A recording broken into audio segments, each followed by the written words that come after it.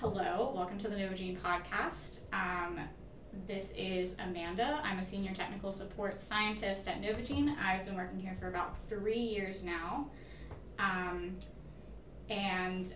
With me is Harsh. Hi everyone, welcome to the Novogene podcast. A little bit about me. I've been working with Novogene since 2018, and I am the Director of Technical Support Scientists here. And just a brief, Novogene is one of the leading NGS and bioinformatics companies globally. We've been providing sequencing and bioinformatics services for over 10 years. We just celebrated the 10-year anniversary last year. Let's see, we went public in China last year as well. Yeah, some stock options coming everyone's way, so that's a good thing, I guess. The only other thing I wrote down, Novogene also has the largest sequencing capacity in the world, according to our website. Yep, that is true, because we are Illumina's number one customer, and even PacBio's. So that's like a good thing, because you can just do a lot of stuff at such a large scale that it can benefit every sort of university who's waiting in line for the core lab. So yeah. Just quickly, the purpose of the podcast, this episode specifically is going to be talking about a case study that was put together by one of our product specialists. And basically, a case study is sort of just a summary of a published manuscript that used Novogene services. That's powered by Novogene. I wrote that down the other day. They said it in the webinar. That's pretty cool. So it's research powered by Novogene, and this publication was published in Cell, actually. So a very reputable, high impact research project that we're talking about here.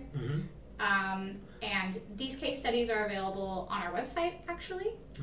And also, I believe, through our email mailing list. So if you get on the mailing list, you can join the mailing list from the website if you want to get, very up-to-date access to these sorts of documents. And then this is sort of, the podcast's goal is kind of to supplement those sorts of things. We also do have other resources for learning, like the webinar that we actually just recorded yesterday. That webinar was about CHIP and RIP-seq, so just DNA and RNA immunoprecipitation sort of sequencing, which should be up soon. Yeah. I need to look up a little bit of RIP-seq. It's been a while since I've sort of looked into it, I know it's been like, I had a few projects when I started out, but I don't exactly remember the purpose of the technique so much. Is it similar, is it CHIP and RIP similar stuff? Right? Yeah, they're sort of similar. Okay. From what I understand. Okay. I was moderating on that one, so. Oh, okay. And those are also available on the website if you're looking under the resources tab. Okay. And you don't just see the Novogene USA webinars, you actually see all of the globally released webinars down there. Even Europe's? That's pretty cool. So you can see all of them. Yeah. So the podcast is kind of just another resource for learning about what Novogene does. Okay, so the first thing I wanted to just go over the case study proper. So the case study document is a very brief, what did you call it, Pressy writing. So writing. Summarizing this 30-something page plus a lot of supplemental manuscript. So it's definitely a very good resource. Rather than reading the paper proper. Quick question. Is it me, or did you also notice that the way they've sort of given the materials and methods is just very, very mechanical? It is, the materials and methods, which I didn't print out because it was going to make this print out in my hand very long. The materials and methods are laid out in a very interesting way. Mechanical is the wrong word there, but I mean. Yeah, and I think we mentioned this the other day when we discussed this, but I think that the way that the paper is set up might just have to do with publishing in Cell. That is true. Right? So, and that's the beginning of the message starts out with like the list of reagents and like exactly where you can buy them, which you don't always see. I like right? that about cell though. Like Yeah. that's what I like about cell. It's not like, I think nature's become a little bit frivolous with some papers, to be honest. I shouldn't say that on a podcast about where we are Taking talking risks. to researchers. But I like cell and, because cell's always been focused on, they've never sort of adapted to the I mean, the they're ca- not- the casualty of science. Yeah, it's not this manuscript is not for a lay person. It's not Yeah. for a non-scientist, and I Yeah. definitely I think nature has its place, right? Nature has That's- its place. That is true. I should. Presenting science to non-scientists is great, but that's Yeah. definitely this is not doing that. Yeah, but I have more respect for Cell. If I had to pick Yeah. one publication, I would pick Cell. Yeah. And I mean, even there, this is very for scientists, and then Yeah. it still does have this wonderful graphical representation with Yeah. this cartoon mouse, which I Yeah. love. Yeah. Just as a side note, I love the mouse. Yeah. It's pretty cute. Yes. So the paper that we're talking about, which we haven't said the title of, is Stress-induced metabolic disorder in peripheral CD4 plus T cells leads to anxiety-like behavior. And so it's Fan et al. And I believe they are working out of some different institutions in China. Okay. So, Any U.S. collaborators here? I don't think so. I I didn't see don't any. think so. Okay. There's nothing wrong with that, but just I think that it's several different researchers in China, Yeah. which probably means that our team isn't going to be one of the tech support on this project. Yeah. Since our team does specifically work with North America-based clients, just for people who don't know. Yeah. So their summary, the in brief is that xanthine metabolism. So xanthine is a purine, just a chunky chemical. In those CD4 plus T cells, mediates the effects of stress-induced anxiety behavior.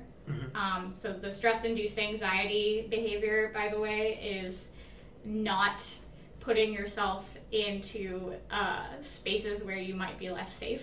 Yeah. Right, so they do this open field test, and the stressed mice don't go into the middle. So the xanthine metabolized in the CD4 cells is leading to that behavior, that not risk-taking behavior in the mice. Which is because of stress. Yes. Okay. I don't want to take a risk because I'm stressed out. Yes, Oh, okay. exactly. Okay. Right. So that's Okay. I think that it makes sense, like evolutionarily. Yeah, it makes sense. It makes sense, right? That if you are experiencing stress, then you're Yeah. not going to take less risks. That makes sense. I think. Yeah. Right. So the xanthine is being metabolized in the CD4 cells, and it's actually going from, if we look at the little figure with the mouse, it's going from the CD4 cells actually in Thymus? the No. adrenal glands, Adrenal glands. Okay. Yes. going to the amygdala, Amygdalas. and impacting the neuronal cells there. Got it.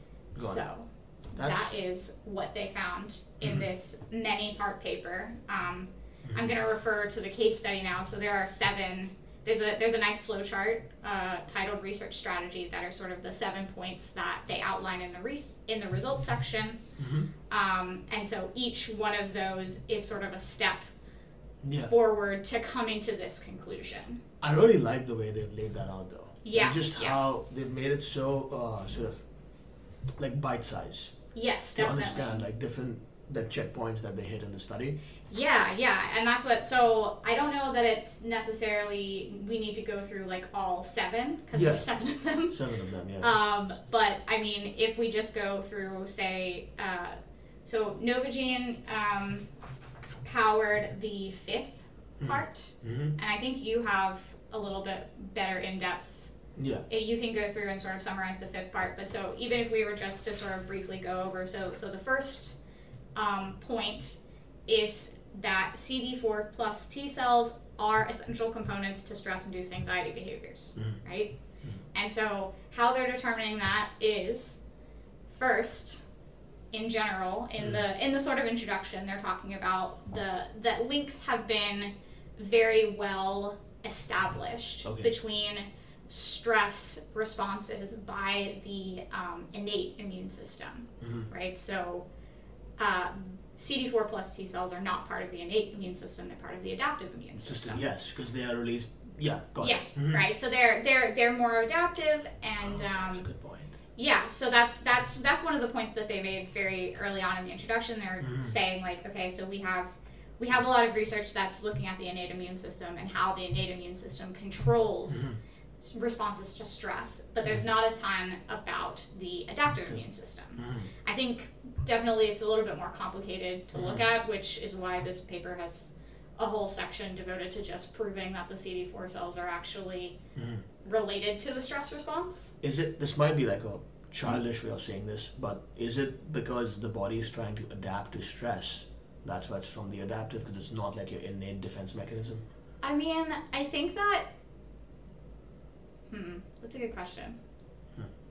Like definitely your immune system is responding to stress because one of the things that stress does is it causes inflammation. Yeah. But that's like a lot of the inflammation pathways impact the innate immune system. That is true. Really well. Look at the interferons and those. Yeah. Right. So it's a very clear cut way to sort of observe it. Yeah. But definitely your adaptive immune system does also like respond to inflammation pathways, and of course it sounds like this doesn't even have a ton of there's literally a pathway that's called the classical pathway. Really? It's actually called the classical pathway. There are two pathways. I remember this is like high school stuff, not high school, undergrad. Yeah. But yeah, there's like two pathways. One is classical, which has like MHC complexes and all that, and also involved trigger cytokines also play a role, and then that's termed as the first response, like the classical immune pathway response. Yeah, right. To inflammation. But sorry, go ahead. So that's I'm not sure if it's a good answer to your question, but I think that definitely could be something. The part of I think the adaptive immune system is like higher evolutionarily, so of course it does make sense that maybe that also has its own separate response. Even. Got it. Yeah. So the first chunk here is just proving that the CD4 T cells are what they should be looking at as a whole. Okay. So they're working with some wild type mice. They're working with some knockout mice. So it's a recombinant activating gene, which I looked up, and apparently these mice don't produce mature T or B cells. Okay. That's what I have in my notes. They just don't produce them. So it's only they don't mature. Okay. Rather. Oh, okay. And so these two mice types, they shocked their feet and then observed them in sort of these. They called it an open field test. So they put them out, and a lot of the mice that are the wild type mice that are producing these mature T and B cells are venturing out into, or are staying around the edges. Okay.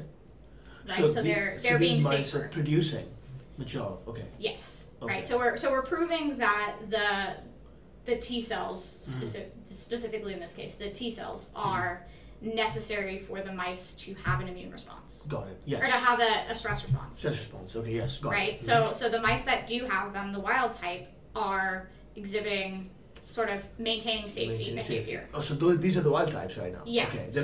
So they're staying around the edge, and that's the first figure. And I didn't realize this. I feel really silly that I didn't realize that each figure corresponds to each section. Each section, yeah. Yeah. I felt silly until I realized that. And so and in this first figure, you'll sort of see they have these open field tests. So they're just squares, and they're observing the movement of the mice. Okay. And basically, the wild type mice that are getting electrically shocked are staying closer to the edge because it's safer. Safer, yeah. They picked up on that. Okay. Yeah. Okay. So this is what we're observing, while the knockout mice that don't have any T cells or B cells are responding the same, whether or not they've been shocked. So they're like the boxes look essentially the same. Okay. Right. Oh, okay. That's interesting. Right. So you're seeing them next to each other. Okay.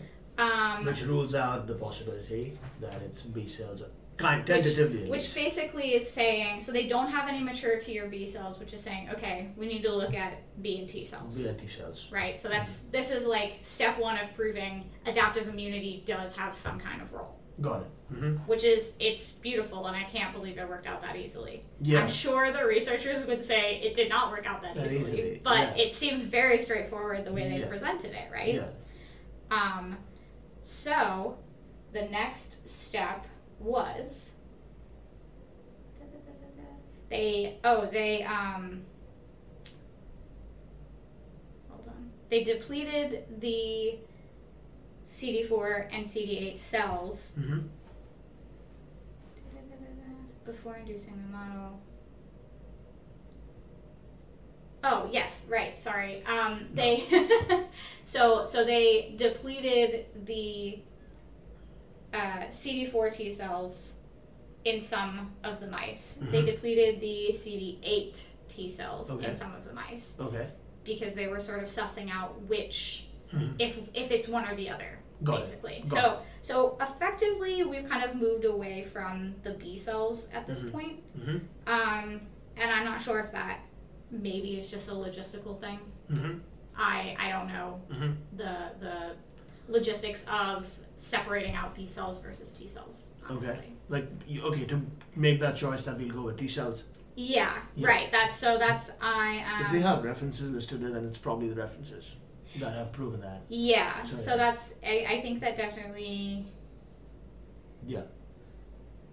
Oh, you know what it is? They did counts of the B cell. The cells. I think it's in one of the supplemental figures. Oh, and there were more T cells.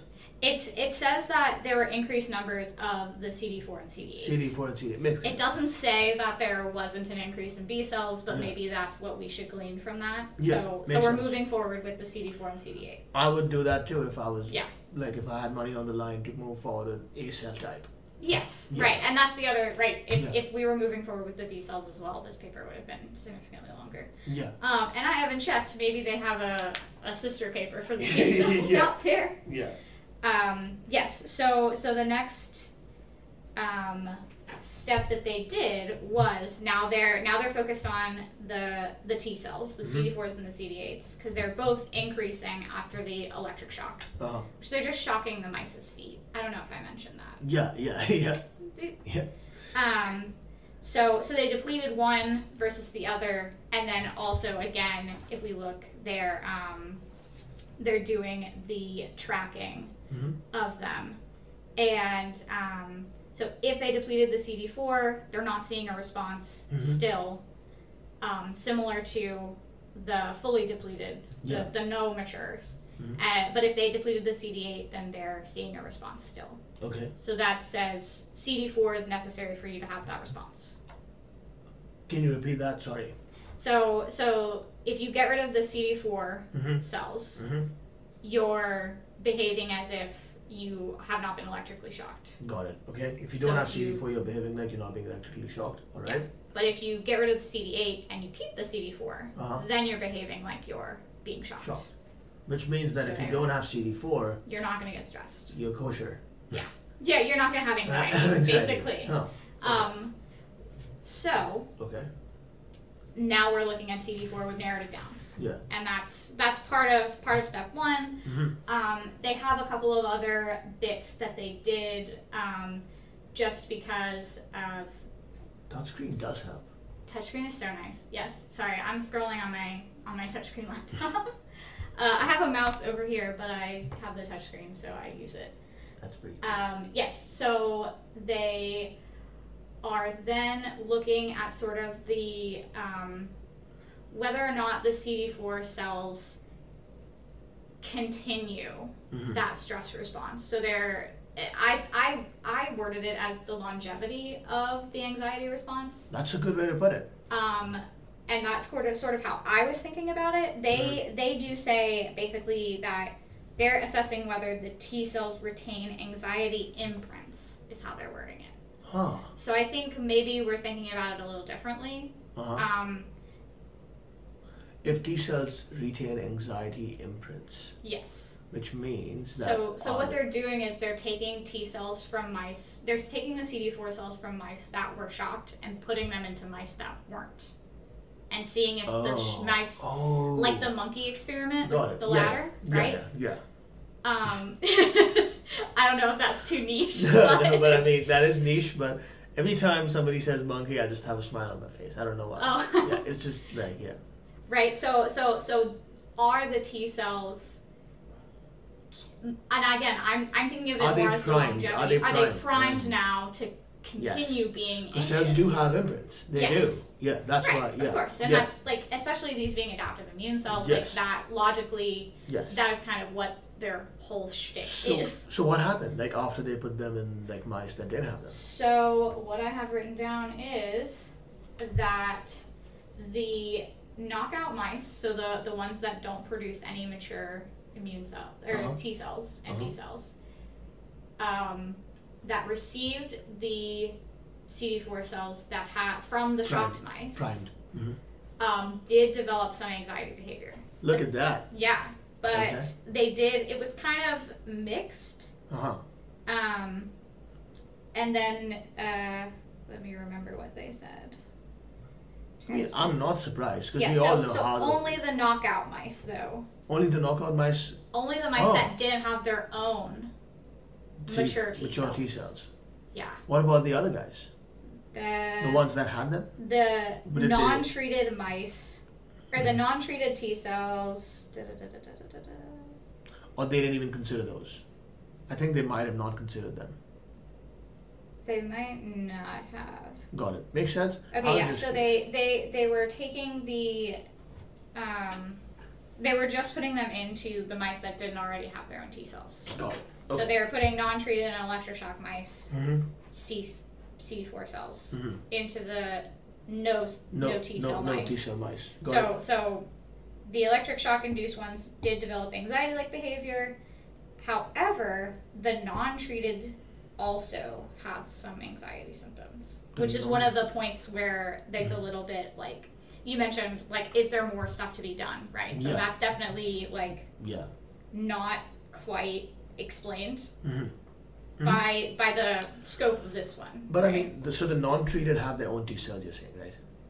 They have their own B cells and whatever. Yes. So they're taking.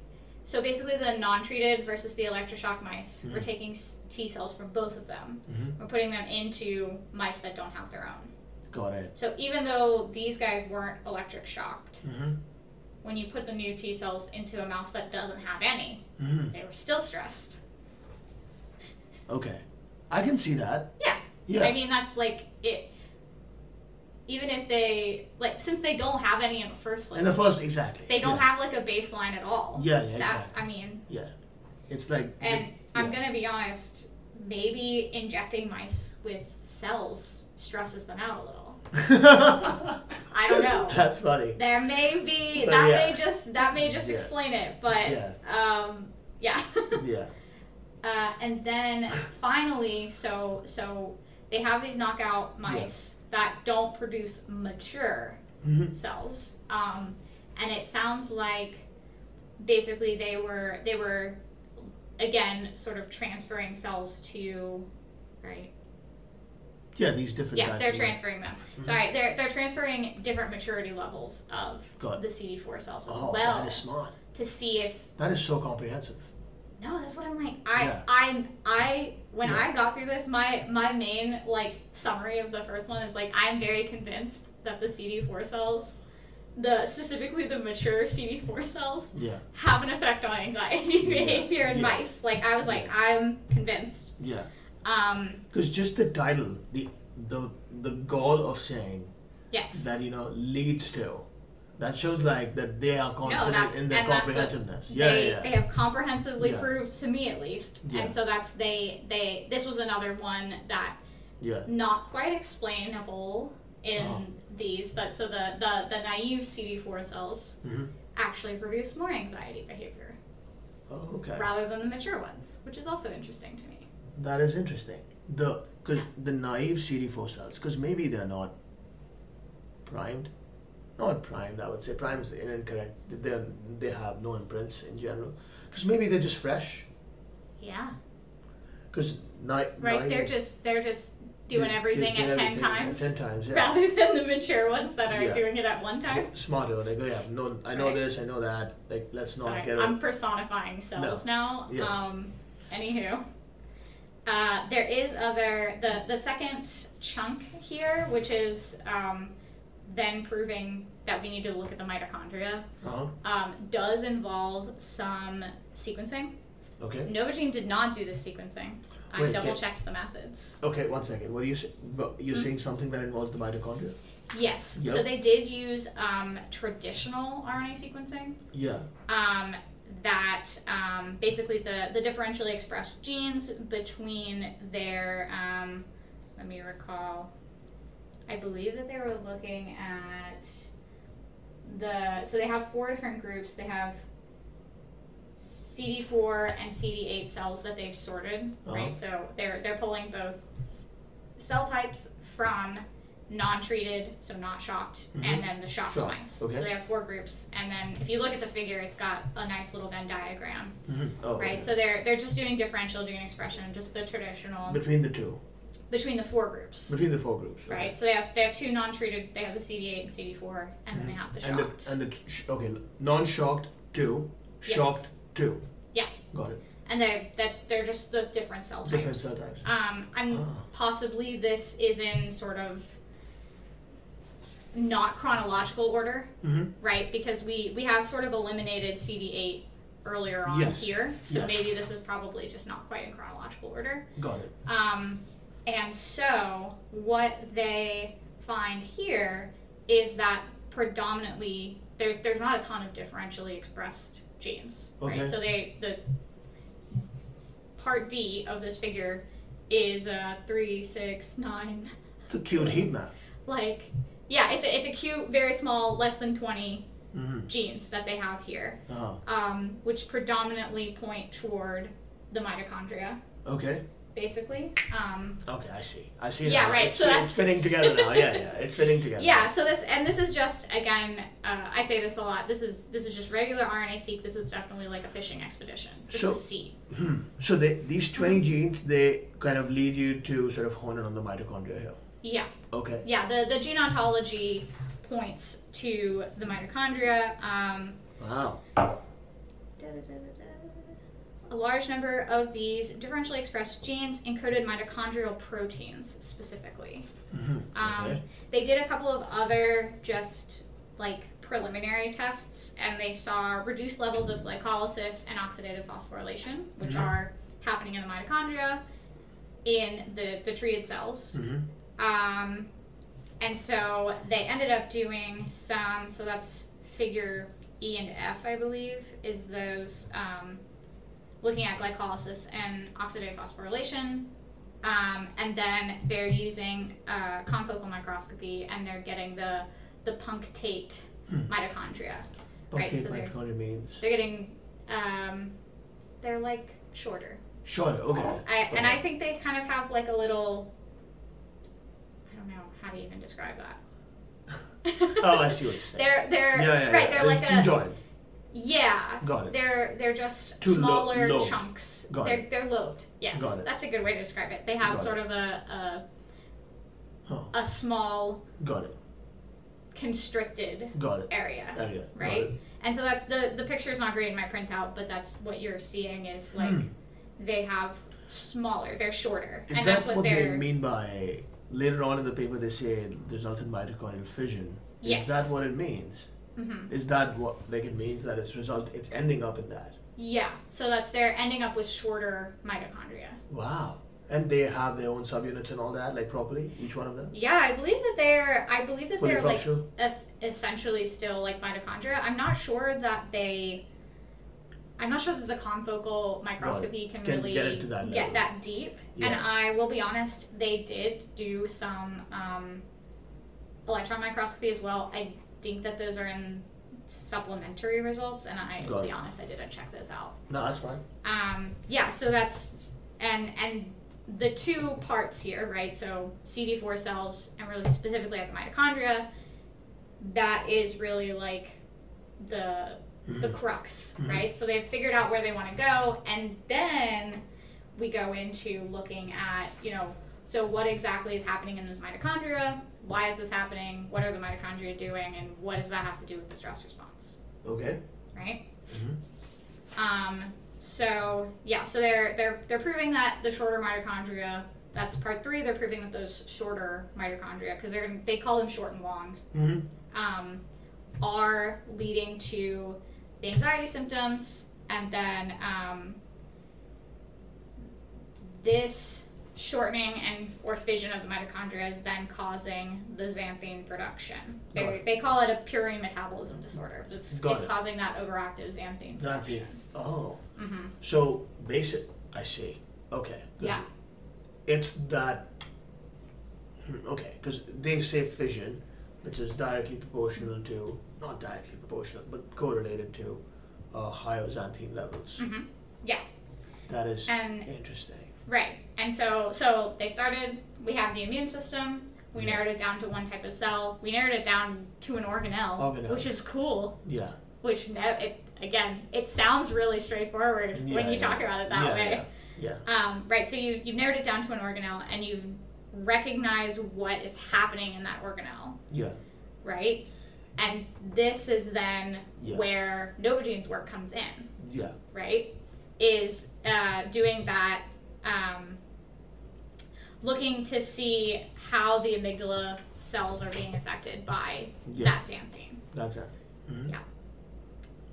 So, do you think it's time to get into that? Yeah. Do you want to? Yeah, I can get into that a little bit. So, I was trying to sort of see how I could best summarize, as eloquently as you have. To be honest, I don't think I'll be able to hold a candle to that, but this might sound fairly robotic, but it's okay. It's a decent start. So we'll first start with what we know so far, right? So we do know that CD4 positive T cells play an important role in stress-induced anxiety. Yep. That is what we know. That's what we're working with. And at a cellular level, this stress is going to cause mitochondrial fission that we just talked about, which is the mitochondria being a little bit shorter, right? Or maybe bilobed in this case, as discussed earlier. Now, this is happening within the CD4 T cells, and if this goes on continuously, it can result in systemic purine disorder, which means that you're producing like a lot of purines, and a specific type of purine in this case, which is xanthine. Now, let's hone in on xanthine for a little bit and how it interacts directly with oligodendrocytes present in the left amygdala.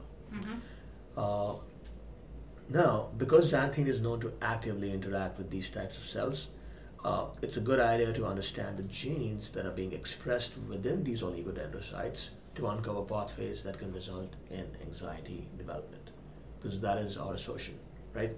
Now, another purine, adenine, which also is released with xanthine, they function by binding to 4 types of receptors, typically. So these are A1, A2A, A2B, and A3. That's a very immunology way of describing things to make them less convoluted, but I guess it is convoluted. In oligodendrocytes. And evidence also suggests that xanthine will, just bind or act with the A1 receptors, promoting the activity of protein kinase A, which will eventually facilitate A1 receptors to ramp up xanthine production, which will lead to anxiety. Now, this is just what is summarized as something that's going on at a very higher level, but how do we get to this conclusion? So, because of these known sort of facts, or peer-reviewed assertions, I should say, researchers isolated cells from the amygdala of these mice to understand, the cell population and the differentially expressed genes and pathways that are being controlled by these differentially expressed genes, right? Now, how does one do this? Now, we do this by preparing a single-cell library. Now, a company called 10x Genomics, they're pretty good at this. They have different types of libraries that one can prepare. My question for you, Amanda, here was, I was just curious, in your opinion, do you think they should have, what if they would have done like just regular RNA-seq here? That would not have yielded anything, right? Or would that, or that would not have made it cell. The only reason you're doing single cell sequencing here is because we want to hone in on that cell population within the amygdala, correct? So I believe that they are using FACS. Yes. They're using the flow cytometry methods to sort of isolate those cells, and I believe that they can use markers to separate out the different cell types that they're looking for. Yeah. However, and I'll say this, my experience as a technical support tells me mouse brains are so small. Yes. So I think in this case, doing sort of that single cell RNA sequencing makes sense just purely based on input amount. Honestly. Got it. Okay. Yeah. That would be my, I mean, from a logistical standpoint, I would say that's probably. Yeah. Because if you just do regular RNA-seq, it's just going to be so much information that you're looking at, and 10x just allows you. I shouldn't say 10x. 10x is a company, but single cell sequencing using their library prep protocol basically just allows you to have just a very comprehensive way to profile gene expression, either for the whole transcriptome or at a targeted level, which is based on your cell type here, I would say. Now, the main advantage that single cell sequencing will have in general is that it'll help you annotate complex cell types, maybe discover new cell types in different states as well, and it also helps you uncover cellular processes among many other applications, things like that.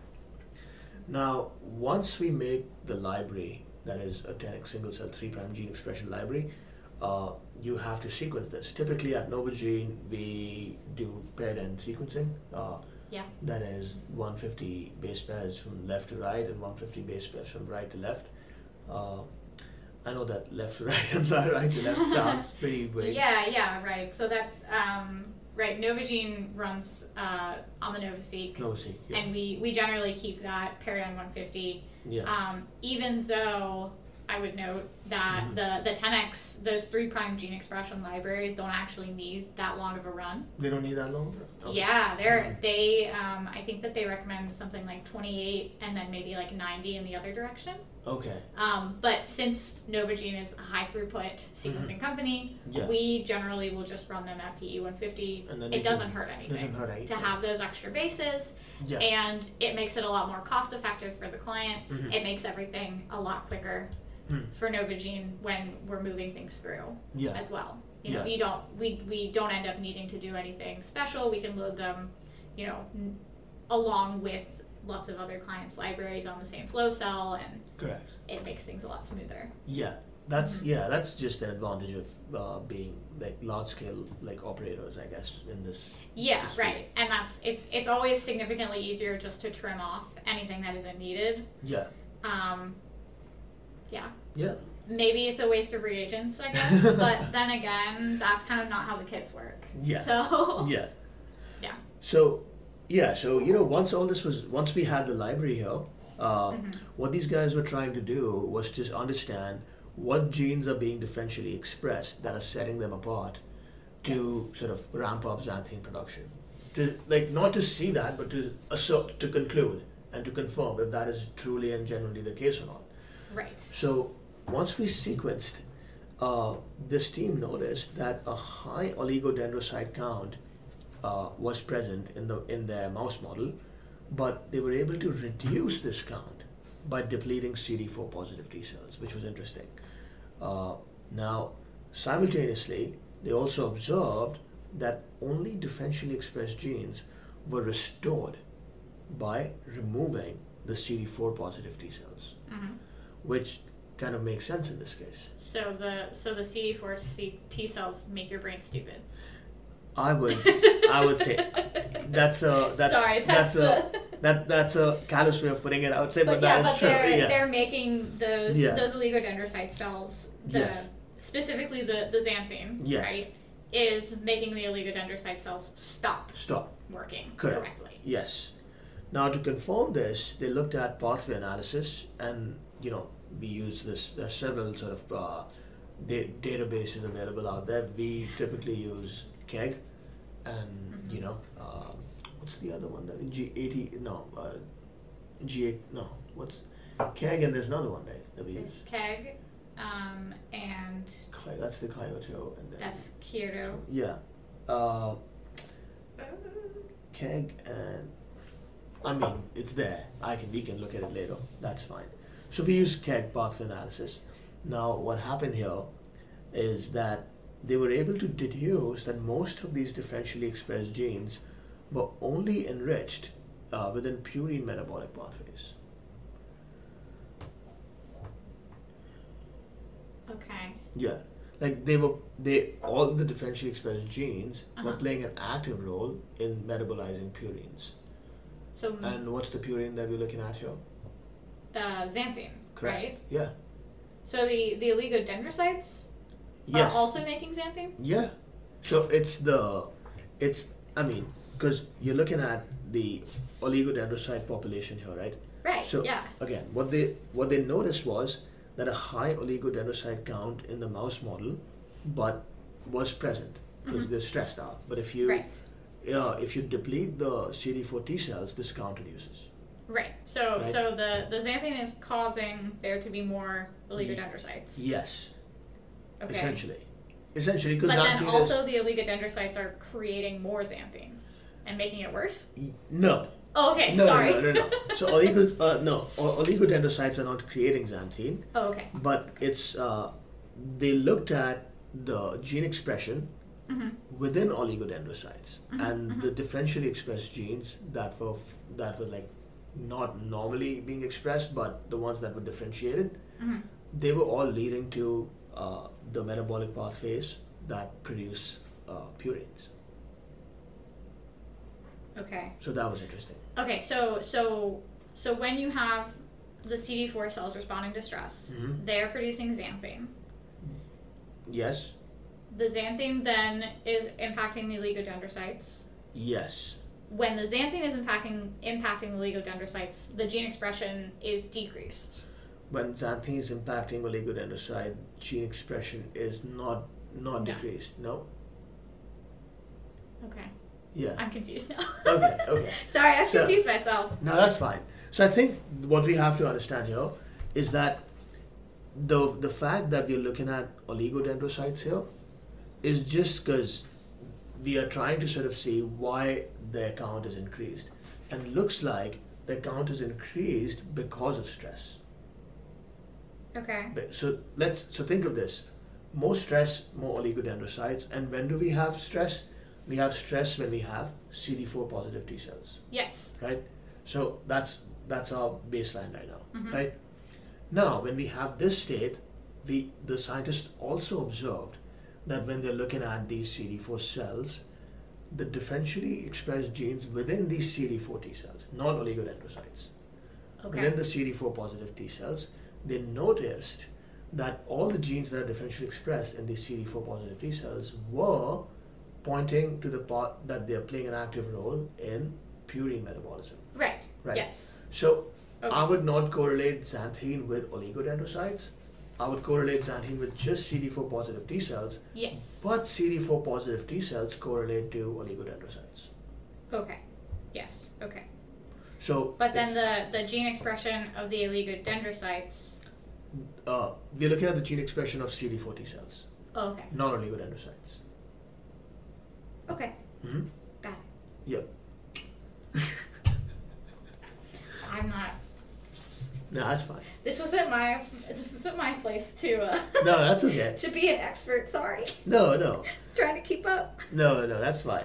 But so yeah, like now what they're trying to sort of conclude and sort of put a last sort of stamp on is to make Right. sure that we know that the genes that are being differentially expressed in these CD4 positive T cells are resulting or are causing ramped up productions of xanthine. Mm-hmm. Yeah. So, in summary, they sort of conclude that the excessive xanthine resulting from the presence of CD4 positive T cells acts on oligodendrocytes through the A1 receptor. Right. It And is that's the acting reason. on- Yes. Yeah, and the reason we're even looking at the amygdala is because Because of these oligodendrocytes. Because because the A1 receptor is predominantly Yes. expressed there in the first place. Correct. Yes. And A1 is predominantly impacted by xanthine. Yes. Yeah. Correct. Yes. So I got that. yeah, I know that part. So I think we've closed the circle here. Right. Yeah. Yes. Exactly. Yeah. So the CD. So again, they're saying that excessive xanthine is resulting from the presence of CD4 positive T cells, and it acts on oligodendrocytes through A1 receptor in the left amygdala, promoting anxiety-like behavior.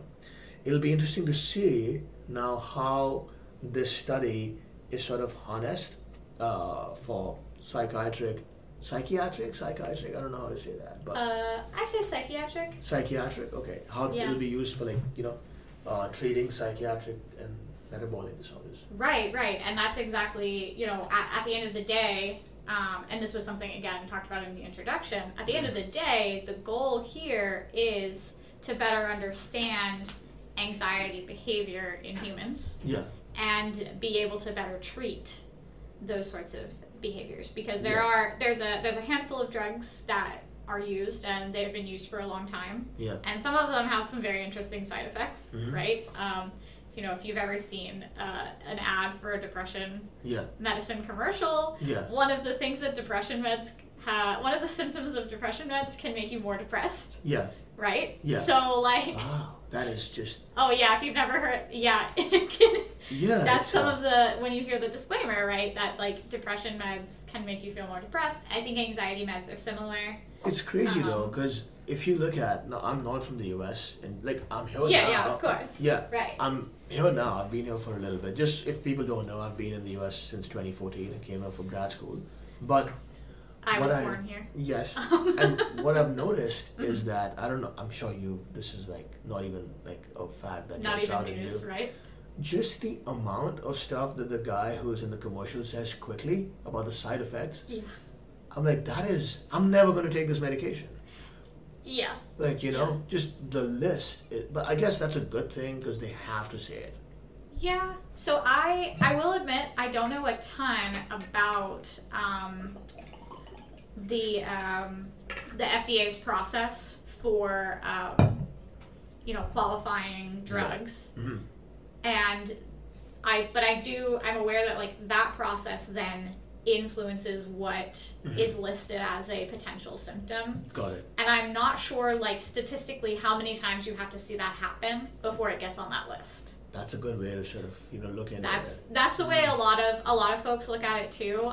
A lot of Americans, I think, that I don't know how many times it has to happen to somebody before it ends up on that list. That makes sense. Which, in the grand scheme of things, when you're doing these sorts of trials, I don't know if you're, maybe if you're not making sure that the patient is taking the drugs every single time at exactly the right time, maybe you have a lot of room for error with those sorts of things. So maybe it is just sort of a room for error thing.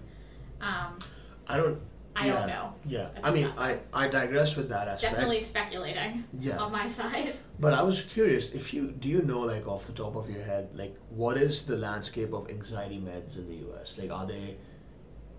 Is there a trend? Not a trend, that's an incorrect word here. Do you know if there are plenty, or if there are plenty, or do they have generally really bad side effects? I think that there are a handful.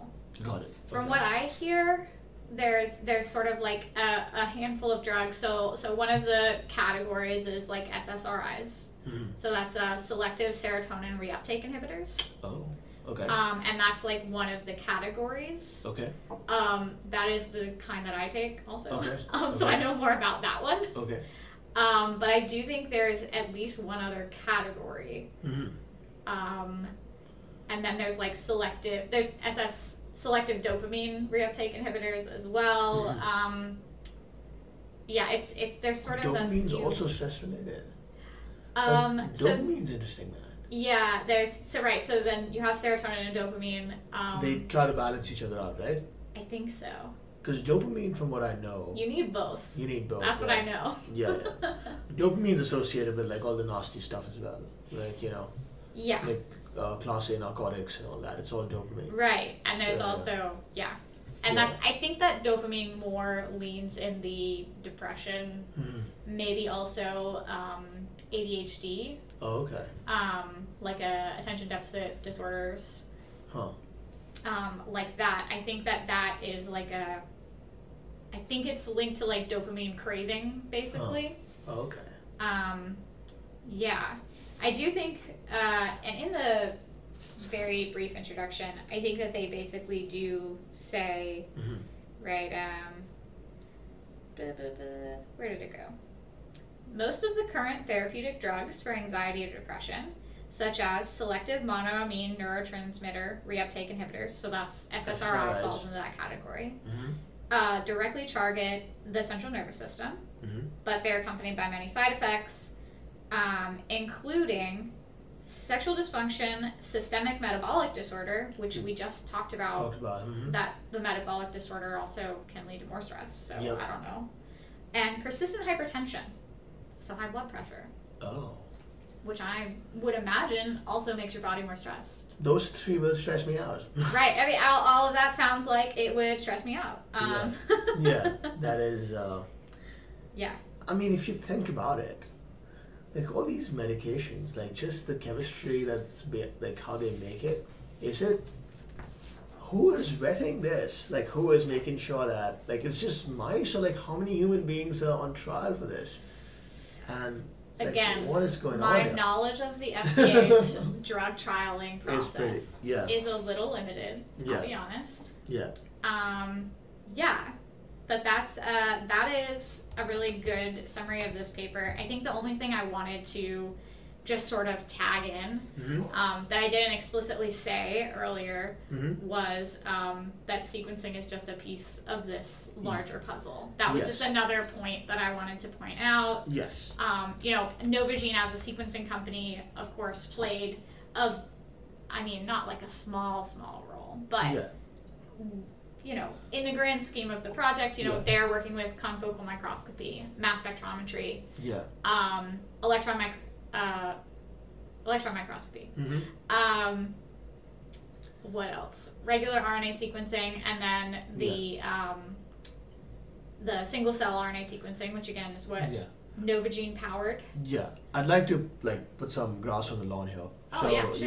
It's just, I think the fact, I know we do work with mainly sequencing. It's a fairly, common and ubiquitous technique that is used now. But for somebody to sort of design this, understand what the research is trying to do with this, is what like somebody like Amanda needs to sort of have an educational background, I should say, to be honest, and even the experience.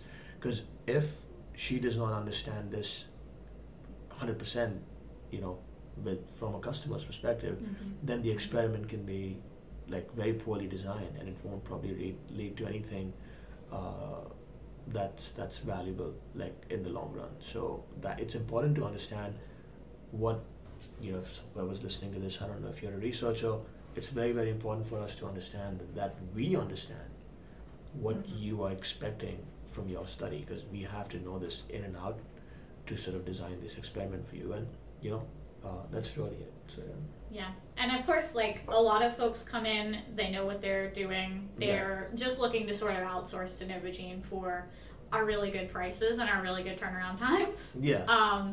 But if you are at the very least in the slightest way unsure, or looking for some answers about like what is the best way to go about things. Yeah.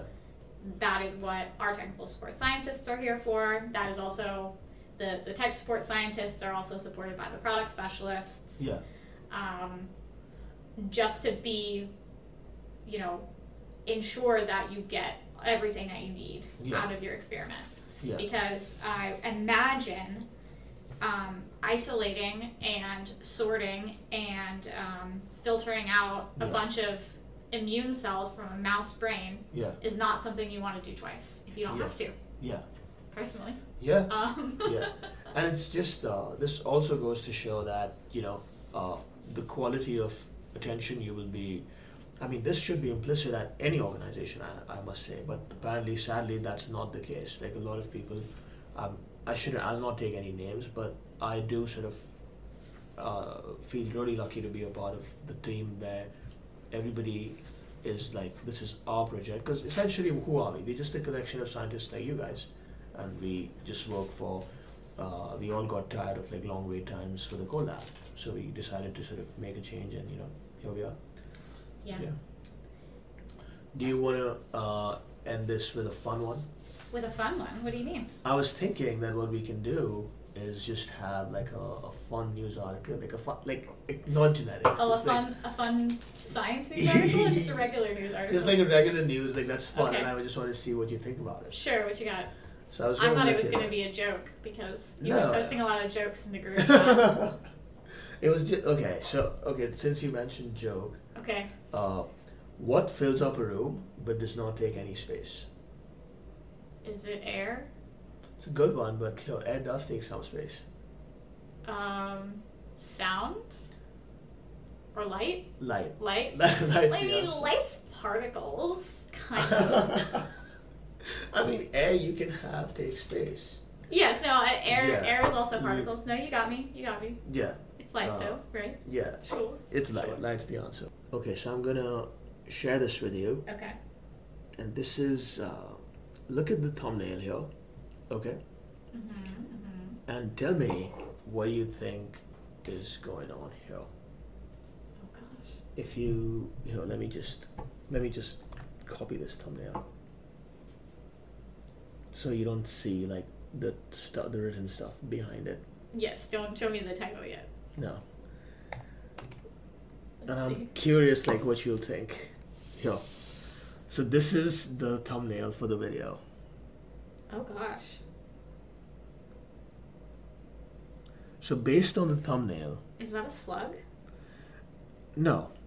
It's not a slug, I can tell you that. Okay. But based on this thumbnail, which we can post this in the link of the podcast or Yeah, whatever. I think so. This video. But based on this thumbnail, what's the first thing that comes to your mind, and unfiltered? I mean, those guys look horrified. Okay, yes. So What's those, on that guy's face is Okay, my okay. first thought. Okay. Um, Okay, so now let me play the commercial for you. okay. Oh, it's a commercial? It's a commercial. Now the thing is, Oh god. you'll have to see. You can let the YouTube ad go first. Yeah. Dismiss. We're not giving YouTube free ad money on our podcast. Okay. So here, I'll just increase the sign. Okay? So Okay. you ready? And I'll pause it. Alright.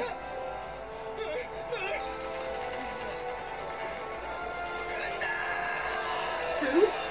It's birds?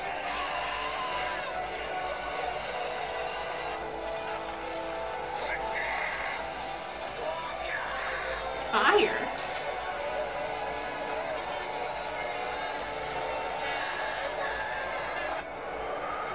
And snow, of course, yes.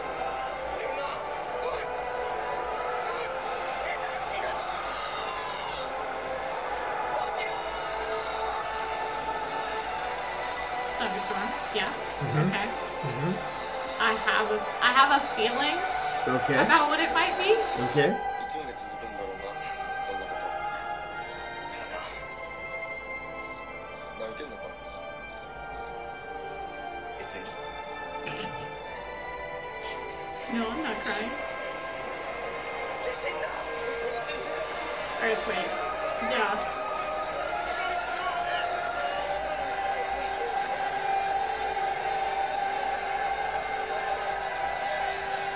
This is very dramatic music. Okay. What do you think it is? I think it's a grill cover or something.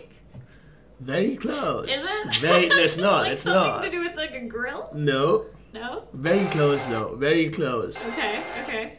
So standing strong Put together. What is it? Yes. Think about it. The Like, grill is that's the idea that I have. the first one is the clue. The first one is the hottest clue. I would say the bird poop. And The like, bird poop. yeah. See, it's so the bird poop. It's something outside, Uh-huh. right? But the fire is the thing. That's why I'm only thinking grill. Uh-huh. Interesting. What? Should I play it? Yeah, go ahead. Should I end it? What Okay. else is... I don't know. Syria, roofing The tiles. roof. It's a roofing commercial. This one, See, like, the best Japanese commercial of the year or something. Because, like, how else would you, you know? It's crazy, though. So they're 'cause saying the roof is fireproof. it was just sun, like, very hot. It wasn't, like, Oh, fire. it was Yeah, sun, like, really hot weather. Yeah. Of course. Yeah. Yes. See, I thought it was How like, else does a roofing company get your attention? Like, That- the dramatics in that commercial. they got me. Yeah. It's an interesting one for a roofing company. I thought they were trying to sell me a grill though. You did think so? Yeah, I thought it was like maybe like a grill cover, or it was Uh-huh. like they have a special coating Huh. on the grill. For some On reason. on a scale of 1 to 10, like in terms of like ingenuity, how much for this commercial?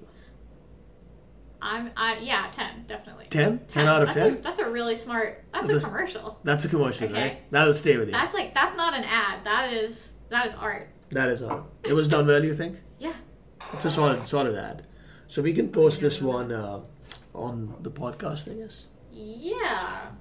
Surely I was going to say I'm not exactly sure how to do it That's fine. We can or figure how to it post out. a podcast even. We can figure that out. But That'll- we can that's definitely the- put links to the paper, to Mm-hmm. the case study, as well as a link to that video. Yeah. Because it's very funny. Yeah. Just don't watch it before you listen. If you can. Yeah, Then it'll yeah. ruin the end. Yes, that would. Or don't listen before you watch it, Watch because it. then it'll ruin the end. Maybe I'll come up with a better sort of news. I'll come up with a news, like a fun news story Okay. before like our Okay. weekly meeting here. Yeah, yeah. Not even weekly, but yeah, whatever Yeah. it is. That sounds good to me. But I think I had a really good conversation. I had fun. No, I had a good time. Yeah. Plus, we Um, learned about the researcher, even though I was stuttering a little bit towards the end. No, but we no, figured that's it my out. fault. I didn't read the last chunk of the paper as closely as I should have, so No, I that's fine. confused you. No, that's okay. But we made it together towards the end. So Yeah. good shaking. All right. There we go. That was a fist bump. I don't know if you guys heard that. And thank you for listening. It if broke you made the it sound this barrier far. if you didn't hear it. Yeah. But yeah. Yeah, and I think the goal is to be putting another podcast episode out in Yeah. about a month, Yeah. depending on everyone's schedule, Yeah. of course. Yeah. And The idea I have for next time is to talk about the mRNA research leading to the COVID vaccine. uh-huh. That's my tentative Mhm. thought, but we will see what we end up talking about. There's a few more case studies that we could also discuss Yeah. that have been put out this year. Yeah. So we'll see. Yeah, and we'll. I'm looking forward to this with Amanda because I think a lot of I think we're a cool company, and the department we have is even cooler, I should say. And we just need to sort of bring out our personality a little bit. So I think that's a good thing. Yeah. So yeah, all right. So have a good rest of your day and take it easy. Take it easy.